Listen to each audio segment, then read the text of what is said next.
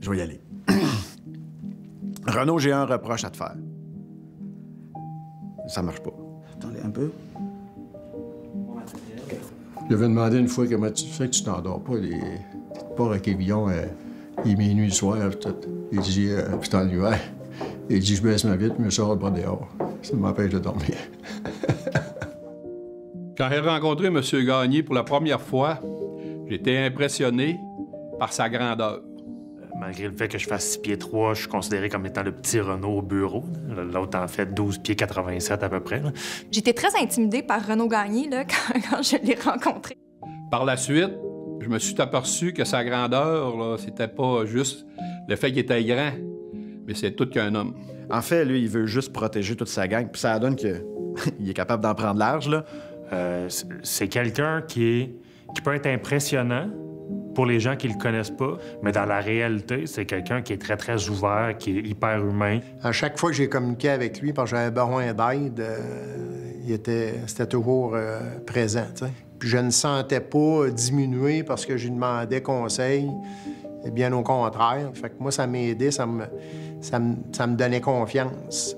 On entend souvent parler que les avocats puis les avocates ont des tendances workaholiques, là, mais Renaud, je pense qu'il pourrait travailler 20 heures sur 24. Là, il ressent pas la faim, il ressent pas la fatigue. Puis quand il a fini de travailler, ben il fait d'autres choses, comme aller bûcher du bois. T'sais. Moi, je dors, lui, il bûche du bois. Renaud, c'est quelqu'un qui est extrêmement travaillant, extrêmement cérébral dans sa tête et tout ça. Puis justement, quand c'est le temps de le faire briller ou de mettre le spotlight dessus, pour utiliser l'anglicisme, ben il est quand même assez gêné à son heure. Il est pas là pour la célébrité d'être un directeur québécois d'Unifor. Il est vraiment là pour les bonnes raisons, qui est la défense des membres au Québec.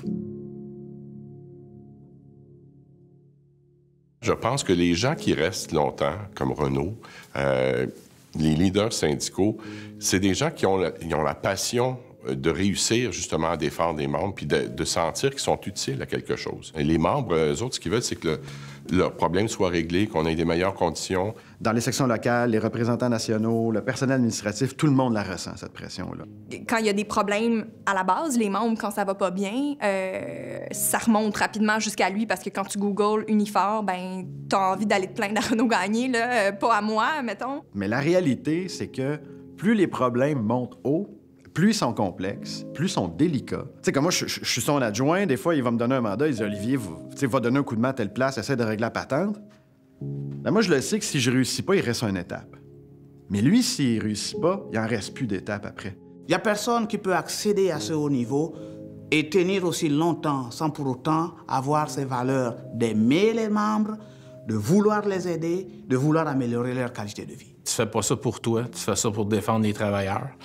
Je pense qu'il faut que tu sois une personne qui ait de l'écoute. Être un leader, c'est pas juste de faire un one-man show, c'est s'entourer de bonnes personnes qui ont des bons atouts pour pouvoir qu'on puisse avancer ensemble en équipe. I think that that's one of his great strengths is just building the union every single day and being there for our members and the incredible respect that he has for working people. La plus grande force à Renaud, c'est pas compliqué, c'est d'aimer le mouvement syndical. Puis c'est sa vie. Il a passé sa vie à défendre les travailleurs et les travailleuses. Et puis, c'est la plus belle qualité qu'il peut avoir.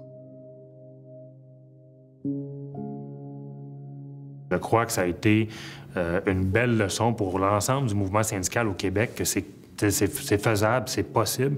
Puis je pense qu'on a créé quelque chose de très bien, très, très important là-dedans, parce que vite, il s'est retrouvé avec le bébé Unifor entre les mains. Selon moi, c'est qu'il a vraiment mis Unifor Québec sur la map.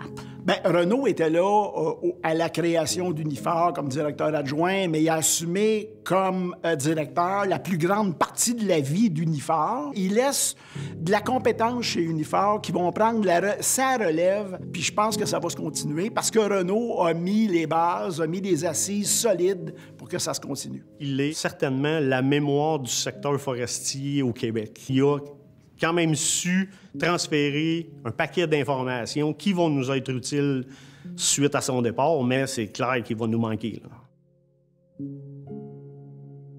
Renaud, j'ai un reproche à te faire. C'est que tu sois pas 10 ans plus jeune, parce que j'aurais vraiment aimé ça, faire un 10 ans de plus avec toi. On aurait fait un travail hallucinant. Merci pour tout. Puis merci au nom de mes membres que j'avais dans le temps.